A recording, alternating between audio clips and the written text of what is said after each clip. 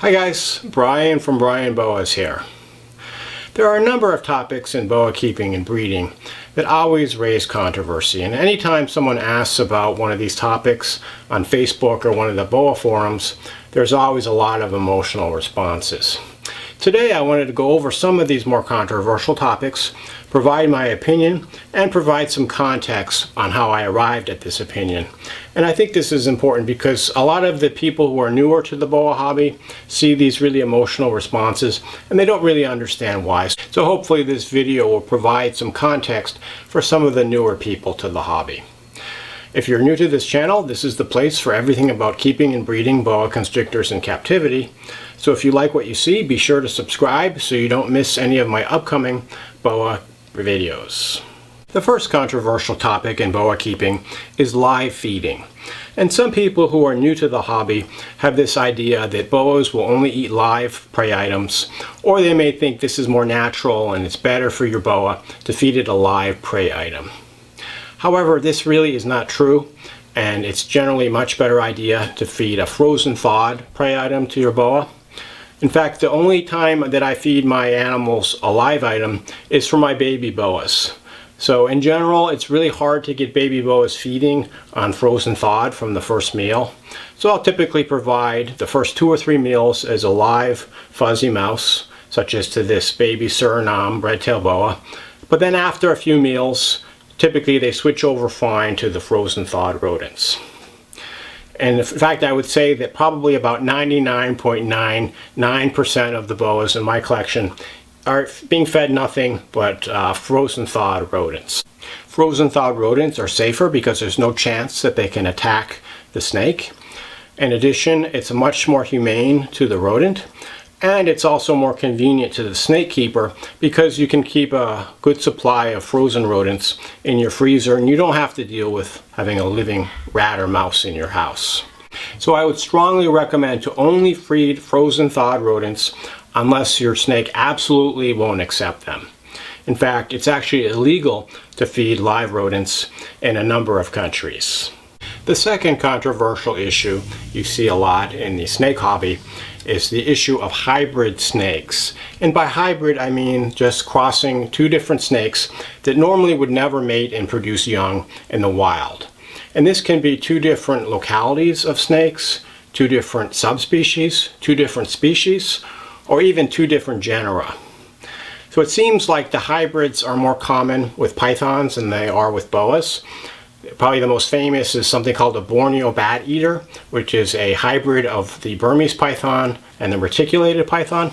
There's also the Burm ball, which is a cross between a Burmese python and a ball python.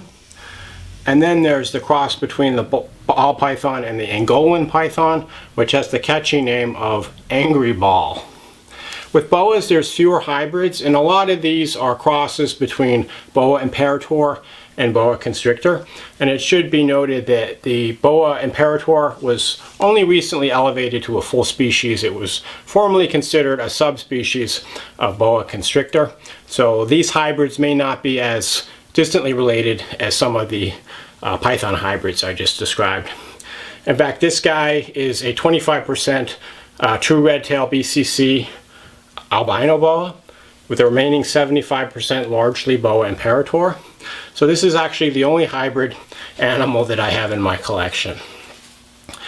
There was also a project that someone did a few years ago called the Abomination Boa, and they tried to breed, or they bred together lots of different types of boas. I believe they had true red tail boa, they had boa imperator from Mexico and Colombia, as well as the Argentine boa and the Bolivian short-tailed boa, and they crossed them together into this one hybrid that they called the Abomination Boa. Not quite sure why they did this.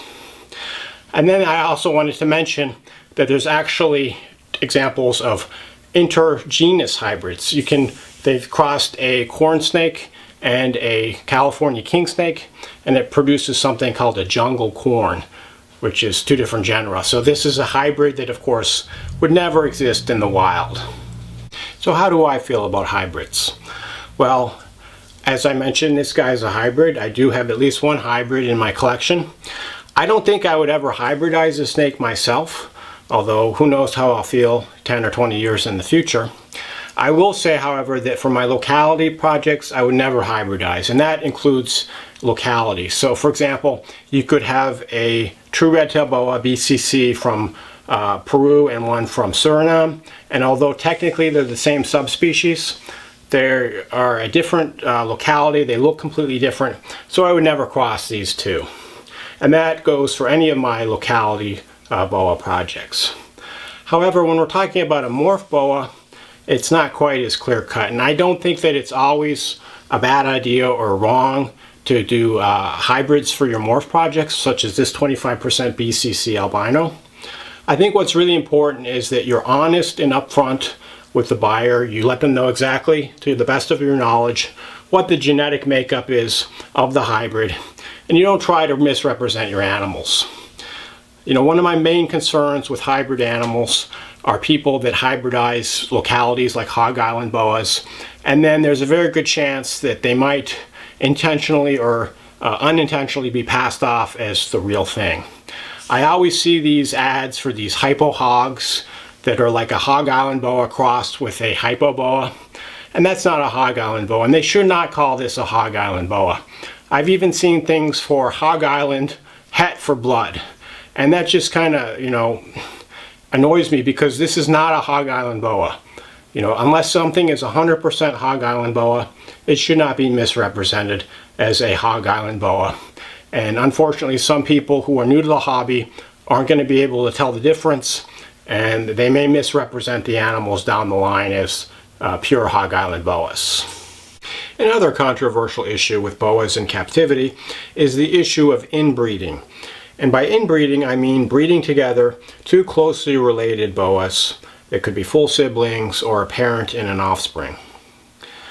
So I did a video previously on inbreeding where I went into the science behind this. So check out that video if you want the full story. But it's not so clear-cut how bad inbreeding is when it comes to boas. I think when people hear the word inbreeding, they think about human inbreeding, which is obviously something we want to avoid. But it may not have quite the same consequences when you're talking about inbreeding your boas. In fact, there are quite a number of examples where people have inbred boas, you know, or other animals for multiple generations, and the offspring are still perfectly healthy and they don't see any kind of negative consequence. As a general rule, you should try to introduce fresh genetic stock that's unrelated into your breeding group as often as you can. But sometimes this is really not possible. Many of the locality boas especially are descended from very small groups of founder animals, so it's a very limited gene pool. And there's no introduction of fresh wild-caught stock. And there may not be in the future either, because many of these countries have cracked down upon exports of their boas. So we need to balance maintaining pure locality boas with the negative aspects of inbreeding, and this can be somewhat tricky sometimes. I should also mention that some locality boas, such as many of the island boas, like this Cay Boa, are naturally inbred. They come from small populations on these small islands, so they're all very closely related. So the consequences of inbreeding of some of these island boas is probably not nearly as bad as it might be for some of the other mainland types of boas. The next controversial topic in boa keeping is a sales trend which started in the last few years, and I think it's highly suspect at best, and that is the internet snake raffle. And the way these raffles work is that people will sell a certain number of tickets. They may sell 100 tickets at $10 a piece, and then they have a drawing and the lucky winner gets the animal. So they might have a $500 animal. They sell $1,000 worth of tickets, and then a lucky person who only paid $10 could win the animal. And so I have a lot of issues with this whole concept. I mean, first of all, it's highly illegal. You can't just start your own gambling ring. Gambling is very highly regulated, and it's underground gambling is, of course, illegal. The next issue is, how do you know what you're getting into? I mean, they could say they're only going to be selling 100 tickets, but they could really be selling 1,000 tickets. Or how do you know that the drawing was fair, that they actually picked somebody? They didn't just keep the money for themselves and give the snake to their buddy. So it would be really difficult to determine if this was a fair raffle as was stated, because you're going based on faith unless you really know the person. And then the last reason why this is an awful idea is it encourages an impulse purchase. Someone might buy a ticket with the expectation that they're probably not going to win, and then they end up winning and they have this snake that they might not be able to properly care for. I'm strongly against the concept of snake raffles and would recommend that you avoid them at all costs. The next controversial topic is one that always brings up a lot of anger and disgust anytime somebody asks about it on Facebook, and that is cohabitating, where you keep 2 or more snakes together in the same cage. So I don't recommend cohabitating. I don't cohabitate any of my snakes unless they're breeding.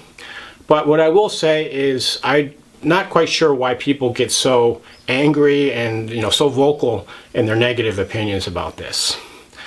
I've seen many zoos that cohabitate. They have a large naturalistic enclosure which has several animals, often of different species, together in the same cage, and it seems to work okay for them.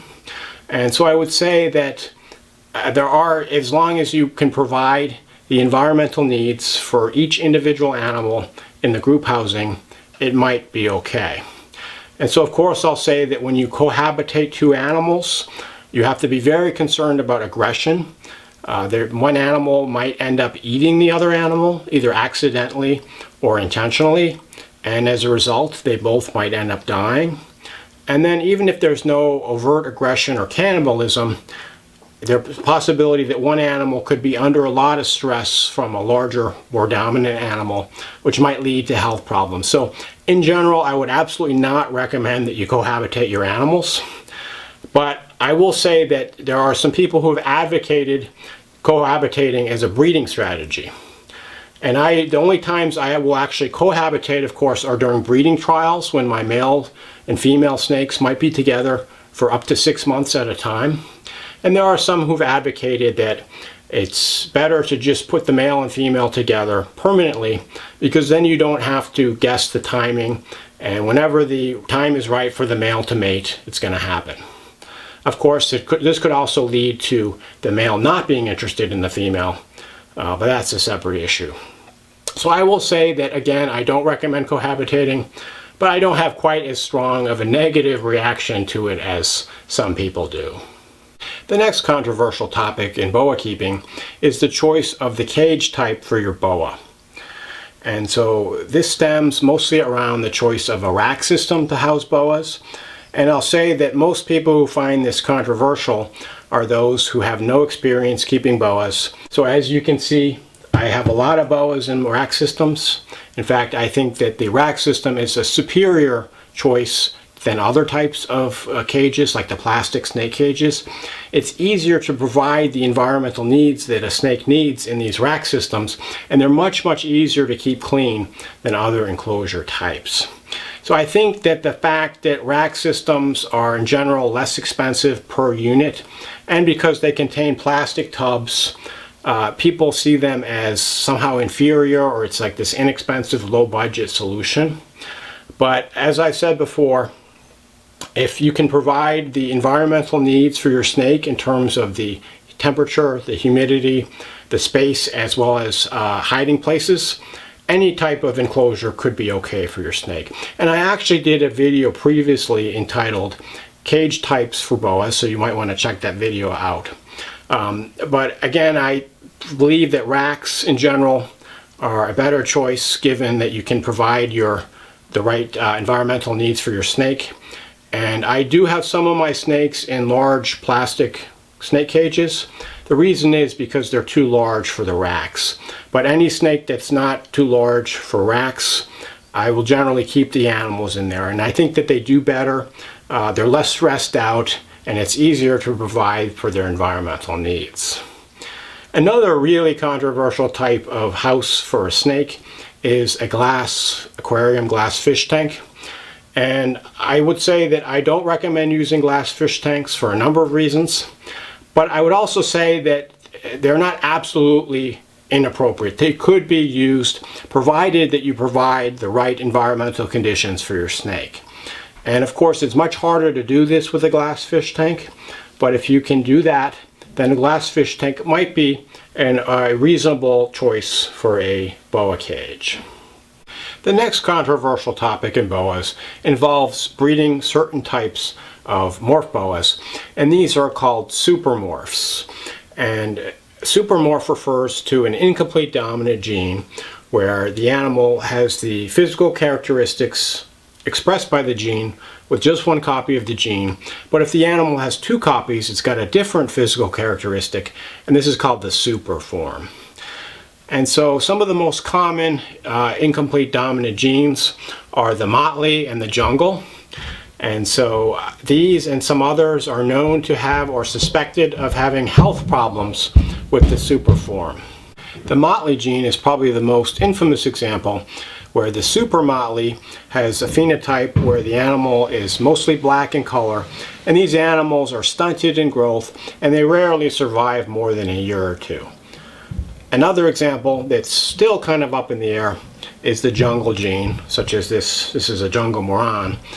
But in the super form, there's some controversy whether the jungle is a viable gene or if it's not viable. So a lot of people have reported that their super jungles end up not growing very well and they end up dying after just a year or two. Some other people report that the super jungles are a little bit more hard to care for, but they can survive, and after a few years they do well. As far as I know, no one has successfully reproduced a super jungle, so it might be infertile. But the jury is still out. But some people would advocate not breeding any super jungles. I think pretty much anybody would advocate not breeding any super motleys. But with the super jungle and a few other of the incomplete dominant genes, it's still not entirely clear how detrimental the super form of the morph is. The last controversial boa issue that I'm going to discuss is called culling, which is the euthanasia of some baby boas from the litters. And it's not uncommon for one or more baby boas of a litter to be born with birth defects. And I actually did a video on this previously entitled Boas with Kinks. And the birth defects are often, you'll see kinking of the spine. You may also see facial and cranial deformities. And then another common defect is the animals might be born without one or both eyes. If a boa is born with a major defect, such as a large kink in its spine, which would preclude it from feeding and being able to live an actual life, then I would say that culling is inevitable. It's not really humane to have an animal alive that's not able to feed, because it's just going to starve to death eventually. However, it's a lot more controversial if an animal that has a minor issue, which wouldn't preclude it from living a normal life, should be euthanized. For example, an animal might have a minor kink of the spine or tail, or be born missing one eye. And some people feel that these animals should be euthanized because they weaken the gene pool. And although these are congenital deformities and they're not purely genetic, it's possible that some lines of boas have a genetic predisposition to having these deformities. So if the animals were euthanized, it might theoretically strengthen the gene pool. What I will say is that I feel that if an animal has a minor defect, that it's perfectly suitable to rehome the animal as a pet only, and just make it abundantly clear that this animal is not to be bred. So one third type of culling, which is even more controversial, involves the culling of perfectly healthy animals that just don't have quite the level of color or contrast or a trait that the breeder is selecting for. So the idea is that if you eliminate animals that aren't, the nicest, most beautiful boas from the population, that it's going to improve the gene pool. And not surprisingly, this is a very controversial idea, and I don't think there's a lot of breeders who practice this kind of idea. So they'll certainly keep their best animals as holdbacks for the next generation of boa breeders, but they're not going to euthanize animals that aren't quite as nice as the best of the best. So I know in this video I have quite a number of opinions. I'd be really interested to hear your opinions and how you feel on these different issues. I hope this video was helpful. As always, if you have any questions or comments, feel free to shoot me a line. Thanks for watching and enjoy your boas.